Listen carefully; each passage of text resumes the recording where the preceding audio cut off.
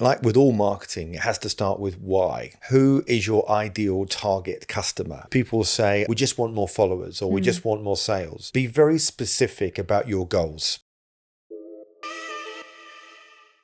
Today I'm joined by Gordon Glenister. He's the leading expert in influencer marketing and memberships, a sought-after keynote speaker, and author of the award-winning book Influencer Marketing Strategy. Gordon, how are you? Lovely to be here. Nice to see you. Good to have you. Good to have you. So, influencer marketing. I mean, we all know people buy from people, but what is it and why? Well, it's an interesting point because a lot of people ask me that, as you can imagine. But it's nothing new. Word of mouth marketing has been around for years. We've trusted the opinions of people that we like, trust and know almost like forever. When it comes to like Milk Tray Man, advertising has been used with people for years. But what it's really come to the fore now is the ability to work with key opinion formers, people that have got engaged audiences, and that is what brands want to connect with. Before you even go out and look for a restaurant or a holiday, you're more likely to go to TripAdvisor or check something out. And increasingly, people are doing that online and watching their favorite influencer. And what I love about it is their content is so unique and specific for that audience. And that's what we've seen grown over the last few years to epidemic levels. It's all about trust. Everything now is about trust. Yeah, it really is. Yeah. There's so many filters, both physical and mentally, I guess, on a lot of this content. And it's hard for the end user, the end visitor, even someone that, works in marketing, to understand sometimes what is authentic and what isn't. So I think that's something that is incredibly considered. And I know it's in your book as well about how incredibly considered it is for you and what you do to ensure that every piece of influencer marketing, every influencer you work with, everything is considered, everything is all about trust. Yeah, because what we want to do, if we're working with a brand, what we want to try and do is to make sure that we are finding an individual who is already connected to that audience. And that's why we've sort of seen the rise of these micro and nano influencers, because they seem to be very much more relatable to their audiences. Like if somebody's got 20 or 30 comments on their feed, they're more likely to be able to respond to those. So you almost feel like you're having a conversation with those people. When you look at a newspaper ad or a magazine ad, you can't have a conversation with that, nor can you with a television ad. And that's why we get these influencers and content creators that really have got massive audiences for a number of years now. And that's what I think is really fascinating. And so I know a lot of the influencer marketing you do is always anchored at the brand as well, whether that be personal brand or the business's brand. So what would your advice be for businesses to consider that at the very first stage of their brand journey, the very first stage of their incorporation of their business? Yeah, well, like with all marketing, it has to start with why. What are you trying to achieve? Who is your ideal target customer? And as I do when we talk about personal branding, you've got to find out what is your unique selling proposition. What's going to make you stand out? And if you want to be an influencer, for example, you've got to make sure that you've got a niche. And before you decide what your niche is, first of all, think about what makes you passionate. What are you good at? What do you love talking about? And how are you going to make your audience engaged, entertained, or inspired? Those are the sort of key pillars of content, by the way. Do your research. So don't just launch a new Instagram or a TikTok account. And it's the same with a brand.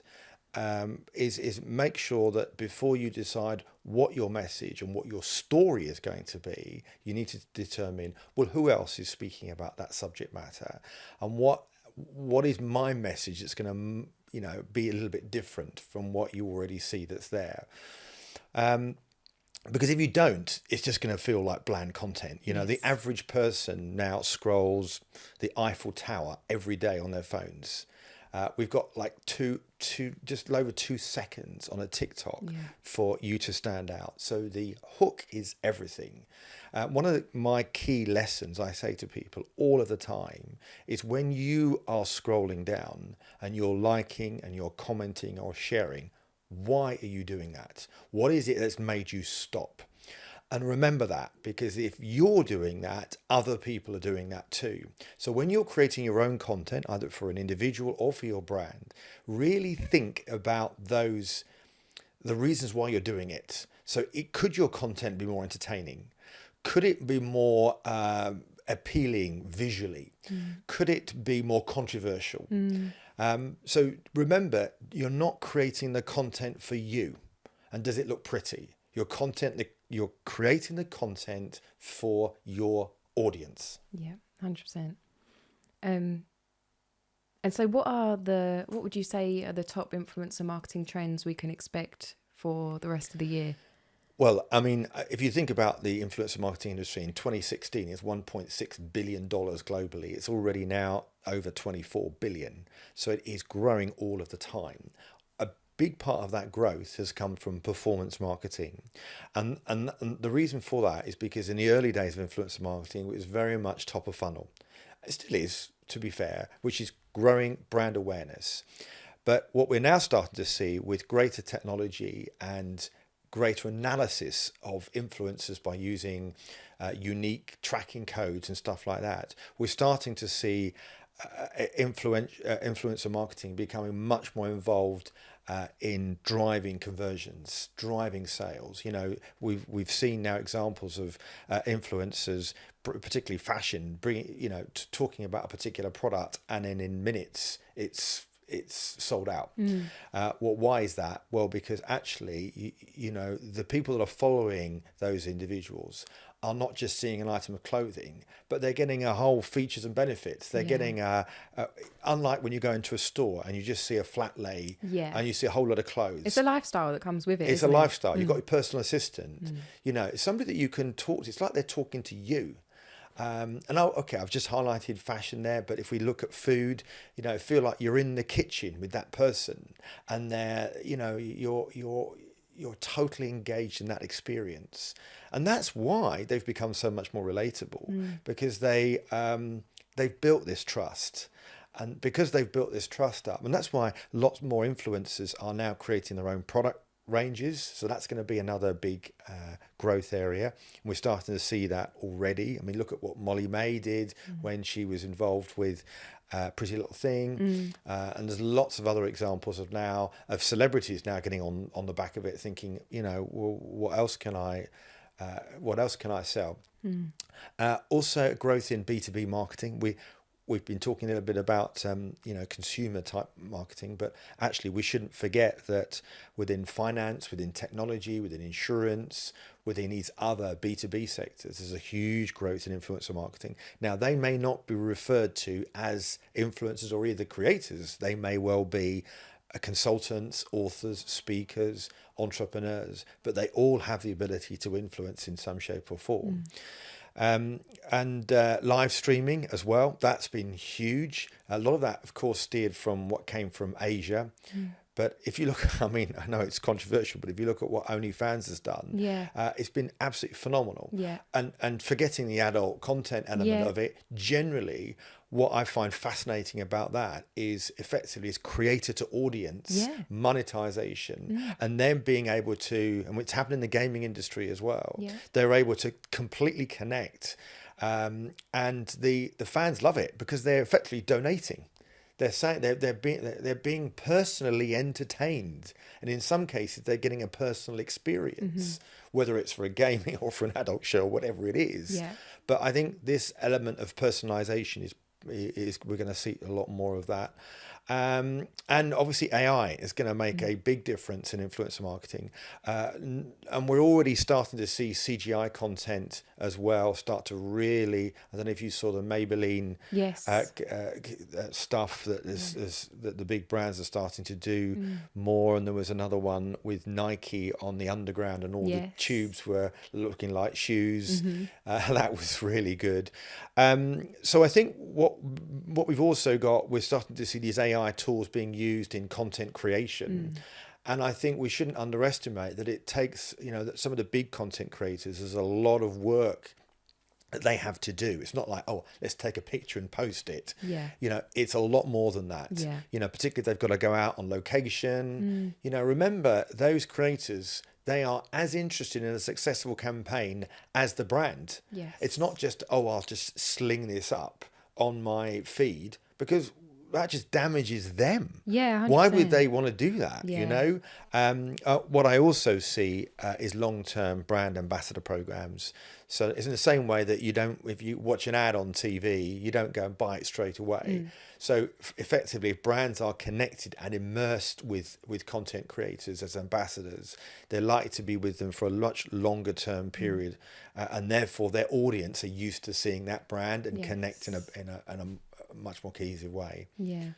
So those are just a few of the sort of bigger trends. I was just going to touch on when we were speaking about AI just then, wondered what your thoughts are on it, because I know for me, a lot of the argument now is that, we're losing creativity through AI. But I have to say that Nike ad and that Maybelline ad, just some of the most creative ads I've seen in a really long time. So I think that's a very strong argument towards it. But I wondered what your thoughts were on AI generally. I agree. I mean, obviously, with everybody having the ability to use AI tools, what we're going to have is a lot more, a lot more competition for that creativity. So I think what we're going to see is an even greater requirement to be even more innovative. I mean, you've often heard the phrase more recently, your job's not going to be lost through AI, but somebody that is trained on AI is likely to be the case. So I think it's going to be really interesting in let's not lose touch with individuals and human interaction, because I still think that plays a big part. And also consumers can smell a fake. Oh, well, I mean, you think they can. I mean, I know we talk about deep fake, but I think if you're caught out trying to delude your fans, they won't forgive you for it. And as fast as you have grown your audience, you can lose it very, very quickly. And that's very damaging for an influencer if you think about it, because if this all of their career and suddenly they lose their Instagram account or they've done something, is their entire business wiped out. We were talking about this earlier, just the whole notion of cancel culture and how big that is, for influencers. And I was actually speaking to someone that didn't know anything about influencer marketing, and I find myself explaining it in a way where you say, well, the old age celebrity endorsements where you had the perfumes and the razor blades and all of that. It's basically like that, but on a more real level, especially when we're talking about nano and micro influencers, which we can come to in a bit. But it's this cancel culture that I think is something that interests me. And it's like a bit like a car crash, you can't help but sort of. Yeah, remember, an influencer is interested in two things, right? First of all, ideally getting paid for the work that they do. And I'm all about that, to be honest. A free dress doesn't pay the rent or the mortgage. And I know that quite a lot of content creators do this as a side hustle, but the more professional influencers, you wouldn't get past them, and, don't treat them as employees. They are entrepreneurs in their own right. In fact, in many cases, they are creative agencies, and bring them into the creative process right at the beginning. Don't just think that they're there for amplifying our brand message. They are smart people, a lot of them. And so, and they understand the niche that you're in. So if that's the case, bring them into the process by saying, look, this is what we want to try and do. What do you suggest? What creators do not like is overly prescriptive words to say, please say this, do that, blah, blah, blah, blah, blah. And some have turned that away because actually what they cannot afford to do is lose the tone of voice to their audience. Because actually their audience will say, what the hell are you talking about this for? Yeah, it becomes robotic. Absolutely. The whole following is for their personality, isn't it? And they're not going to do that. So getting paid for that isn't the other thing. The other thing that's also important is growing and nurturing their audience. So if you're a brand wanting to work with an audience, wanting to work with an influencer, Be mindful of that. What can you provide for them that's exclusive? I'll give you an example. So Oxfam, a little while ago, had a policy of not playing for influencers. It's just something they do, and they're not able to do it because of their constitution or whatever. But anyway, they wanted to do something a little bit different. So they brought two big influencers into the Oxfam head office. And what he wanted to do is to show them the entire behind the scenes process of what a major charity does when you drop the clothes off at your shop. And it was absolutely fascinating. So they were able to create really exclusive content and, you know, interview some really amazing people. And the impact on their reach engagement was phenomenal. Not only that, it was a really nice thing for their followers to see that their creator of choice was you know, behind under the bonnet, showing you what was going on in the sort of creator, the charity world. So that's an example of where that can happen and be very successful. I want to just tell you about another campaign which I've featured in the book, actually, and it was for the Internet Watch Foundation. Okay. And the reason I want to bring this up is because it's about sensitive content. Because if you think about it, what their aim is to spot and highlight unsavory content online that's either harmful or not good. And they wanted to think, well, how are we going to promote this? What creators going to want to talk about bad stuff? Difficult, you might ask. So what they decided to do with the agency is to use comedy. So they got two creators. One was a Tottenham Hotspur football player. And what they got him to do is to wear a pair of Arsenal socks. His worst nightmare, I'm guessing. Worst nightmare, yeah. And actually put that on his social media and see what's the reaction he got. And the other one was a comedic who did lots of sketches and things. And he was at the gym wearing his gym clothes, and he was trying to push some very heavy weights. But in the background, the viewer could see that there was two people in the mirrors holding these weights up. Got you. Do you know what I mean? Yeah. So, of course, both of them got a lot of reaction from that content. You know, what the hell are you doing wearing these socks? What are you doing? You know, what's going on? Blah, blah, blah. Anyway, so the next day, they then updated their story to say, you may have seen my last post was about this. And you might have thought, oh, that doesn't look right. And the reason I've done that is because if you see content online that just doesn't look right in any shape or form, then you should report it to the Internet Watch Foundation. And it had a phenomenal 4 times the level of engagement. Yeah. I mean, absolutely profound. Yeah.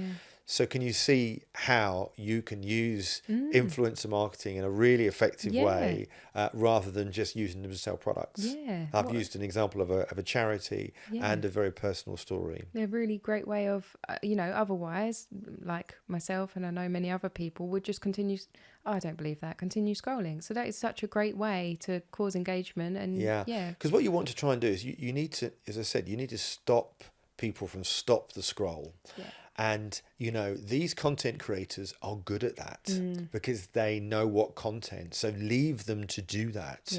Yeah. If you're very explicit about what it is you're trying to achieve and the fact that when it comes to measuring influencer marketing, that's another important area because people say, oh, well, we just want more followers or we just want more sales. So no, be very specific about your goals. So you've got, 1,000 followers on Instagram. Let's see if you can't get 1,200. Be specific about the goals that you want to set because then it becomes a lot easier for you to measure them. And we all know that what gets measured gets managed. Yes. So in a way, you are then joined up with the content creator to achieve that, whether it's just greater reach, which is eyeballs and impressions, or whether it's conversions and sales revenue at the end of the day, because there might be slightly different strategies that you need to work on, but really be upfront about what you're trying to achieve. Yeah. And so for businesses, what 3 tips would you give any business that's considering influencer marketing, you know, I know this is dependent on industry, Mm. but are there 3 top tips you could give to most businesses looking? So I would, first of all, if you've not done it before, is consider working with an expert. And that might be me, but that could be other people as well. These are people that run influencer campaigns, i.e. agencies, PR agencies, influencer platforms. And the reason I say that is because there's plenty of examples of people that have just reached out to loads of influencers and found they haven't got a response, don't know what to do in terms of the outreach message. It's like, for example, I wouldn't attempt to try and put a new bath in. It's called... phone a plumber. Yeah. So there is an element of expertise there. Now, not everybody may have the budget, and I understand that. So you can start small and reach out to individuals that you think could be good, but really, really think about your message. You know, and well, I have this thing called, you know, effectively it's comment, like, engage. Yes. What that means is that the influencer is more likely to respond to you if you've taken the time to look and make reference to their comment, so their content rather.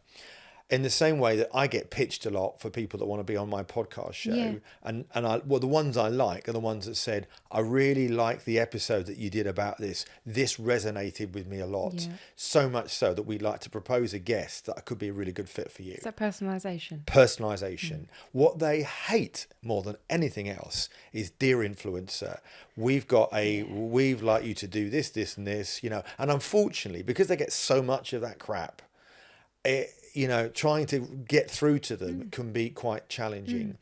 So I think certainly trying to reach out to them in a nice professional way, give them a hint of what the campaign is all about, and the fact that you'd like to work with them in such a way that it's good for both of us, and that potentially there is remuneration as part of it. Some will be okay with no remuneration, but you know, it needs to be thinking about, well, what are you giving for them? I mean, I know for Snug, for example, which is the big sofa company, they don't pay influencers, but they give them a free sofa. Right, so okay. you know, but a free sofa is worth know, hundreds of pounds. Yeah, so I've been eyeing them up. It's relative. Yeah. But you know, don't treat them as employees. Really treat them with respect, and perhaps reach out to them and ask them, this is what we'd like to do. Perhaps you can help us. You can also onboard them in your own business. Yeah. And for the campaign, and say, right, okay, I'm going to bring the influencer into my business, and they're going to run the campaign for us. So that's another idea that some organizations do. So we've been very specific with the goals, and then you can measure them afterwards. What I wouldn't do is go big to start with, is start small and then start to scale. Even the biggest brands, you know, they may have invested a few £1,000s to start with before. They haven't just gone in at 50,000 or 100,000. But like most things, if it's working, it's delivering the goals, then invest more. Because actually, if you're then using more influencers, you've got greater reach, particularly in niche markets. And I really mean this seriously. You know, a lot of people forget the disabled community. They forget the LGBT community. They have huge levels of engagement. Pet influencers are huge. Probably the most expensive, but the best engaged. You know, so there's all sorts of these little pockets that you can tap into when you're running a campaign. It could be 10 or 12 of them, all with different niches. And then lastly, the other thing is, don't always think about influencers as sales objects. They actually could be part of your insights and research team. So we're thinking about creating a new product. So you use them as part of, to get some instant feedback on a new type of product that you're thinking about. Yeah, it's perfect. If they're representing your target audience or one of them, then that's a great way to really integrate them into your business. Yeah, in fact, I'll just share with you one quick story. There was an agency that decided to create a new product It was for it's called puricane actually. So it was a sugar sweetener Yeah. for the South American market, already established in America, but new to South America. And because it was a very different type of audience, what they decided to do is to fly half a dozen influencers in the lifestyle and fitness industry to a hotel for 3 days, and and they actually created the new strategy. They paid them, obviously, but they created the new strategy for this brand over that period of time. But whilst the influencers were, coming up with different logos, coming up with identities and messaging and different types of campaign ideas, they were also reaching out to their audience to get some feedback and everything else. Probably behind the scenes content as well. I'm Absolutely. guessing. Yeah. When do you get the chance to actually create a brand like that? So they were super excited about that. But the most amazing ROI, because actually when the brand came to be launched, not only was it successful, the creators' audiences were excited about it because they'd been involved in it, to be honest. And obviously the creators themselves were involved, but the company that worked with the agency was so impressed with the results, they bought the agency. Oh, excellent. So that is a phenomenal ROI, isn't it? Yeah, it really is. Yeah. Big success story there. So we spoke a little bit about nano and micro influencers. Those terms have started to become more and more heard of at the moment. But for anyone that doesn't know, how would you differentiate them, and just tell us a little bit more about what that means? So a nano influencer is typically somebody that has between 1 and 10,000 followers on Instagram or social media. They seem to be much, much more relatable and almost as close to you or I. They've got a following, but it's relatively small, and they can have sort of up to sort of 20% engagement. They're more likely to be able to respond to those comments. And by the way, you shouldn't always think that the size of the audience is the be all and end all. Yeah. The be all and end all is the relevance of that audience. If you had 1,000 followers on a particular niche and you had 70% of those people that were absolutely locked into your subject matter, I would suggest a brand would be happy to spend money on you because of the relevance of your audience. And that's another thing is certainly with my agency, we're able to look at the data of the follower base. Everything from, engagement rates, gender split, geolocation of the followers, very, very important. There's no point in saying we're going to launch a new restaurant, in Leigh-on-Sea in Essex, for example, and actually we're going to use these influencers, and 80% of their audience is based in America or completely unrelatable to that. So do you see what I mean? Yes. That's really important. Sorry, what was the other question? Sorry, I've lost my train of thought. Just a different. That's okay. So we were talking about nano and micro. And micro, yeah. So micro tends to be up to 100,000 followers. So it's got quite a big remit. Sometimes people cut it off at 50, but largely it's sort of that level. And those are people that perhaps had been around the influencer space for a little bit, equally, I mean, the same thing applies. They're still relatively engaged in comparison to mid-tier and macro influencers, and then ultimately on to celebrities. What you'll find is they're much more affordable when it comes to buying and working with them than they are. So I often suggest to a brand, why don't you have a mixture of micro and nano influencers? You're more likely get more out of your budget because they've all got their own little niche audiences. And so it's almost like the Grand National. Yeah, you've got all your horses all lined up. Some of them are going to be okay. Some of them are not going to do so well, potentially, through no fault of their own, just what it is. And one of them or two of them will be stars. And those stars could be as big as the whole lot put together. In fact, I'm running a campaign for the Technology for Marketing show this year, and we're using a big content creator. And she was so successful last year. We had 5 influencers, and she delivered more downloads, registering for the show than all of the others put together. Wow. So is there a reason for that? Content was great, on point, video. She's got a very big LinkedIn audience as well. And I said to the company, we just want to use her. So I know that she's going to deliver. And so, at the end of the day, what does the brand want? They just want registrations for the show. She's going to do it.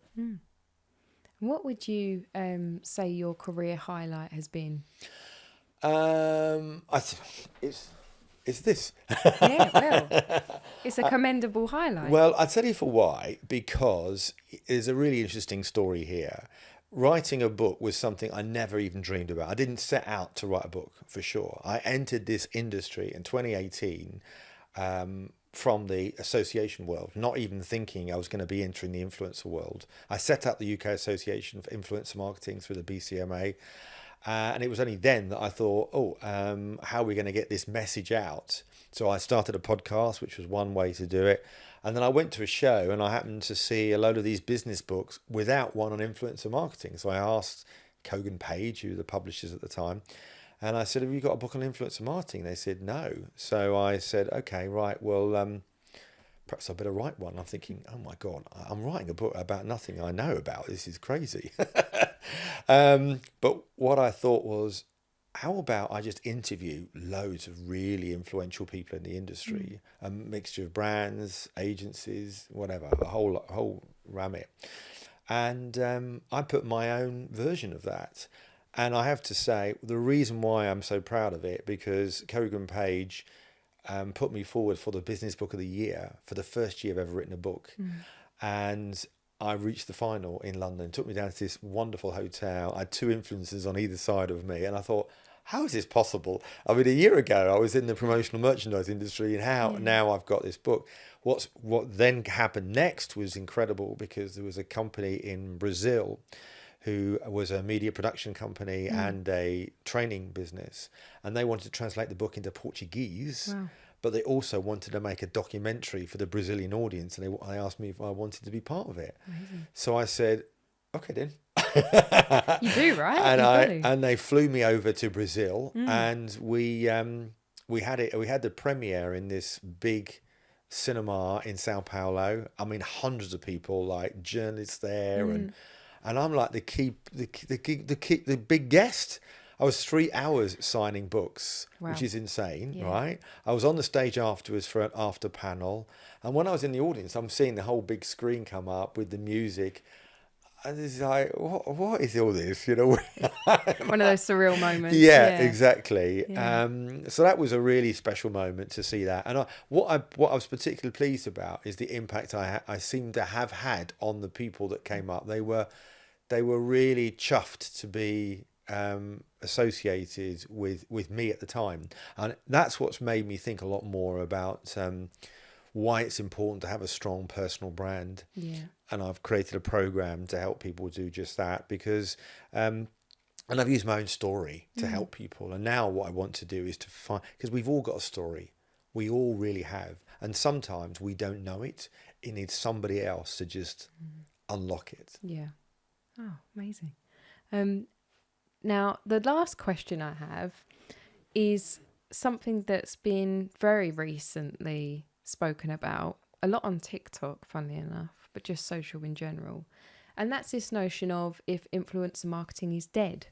I mean, these phrases get thrown around quite a lot. I recently spoke on the pod about, is email marketing dead? It's always, is this deliverable dead? Well, first of all, it's clickbait content. Let's not forget that, you know. Anything that's provocative is more to say, no, it isn't, you know. And I don't think it is. I mean, the fact it's growing to multi-billion levels, it is creating a huge gig economy for people doing side hustles and things like that. Brands are now being able, I mean, people are just blowing up on TikTok, and that's the thing. These are ordinary people that are just doing, we've got examples of brickies, for example, that are just doing dance routines, sharing on TikTok, and suddenly they've got 1 million followers. Yeah. And because there aren't that many people doing stuff like that, brickies, for example, you know, you can imagine all the construction companies are saying, well, we'll pay you $5,000 to be doing that for 3 months. And they're thinking, God dear, why would I keep laying bricks when I can do this? 100%. Because, you know, at the end of the day, they're creating content, you know. The only thing I would just caveat that by is the audience also relevant to the subject matter. That's really, really important. It's not just about entertainment for entertainment's sake. But then some brands do just want to create as much noise as possible, you know. So I think certainly it's not dead. It's changing all of the time. It's become a lot more professional. Yeah. Now, obviously, you're always going to hear the mainstream media picking out examples of people that are awful. But there's plenty of people in our society that are awful right across the piece. It's industry-wide, isn't it? It's industry-wide, yeah. I mean, yeah, of course there are, because it's very visual. You know, anybody that indulges in buying followers is, as far as I'm concerned, fraudulent, because they're manipulating their content for monetary gain. Yeah. So never, ever, ever do that, because your audience engagement will be very, very low.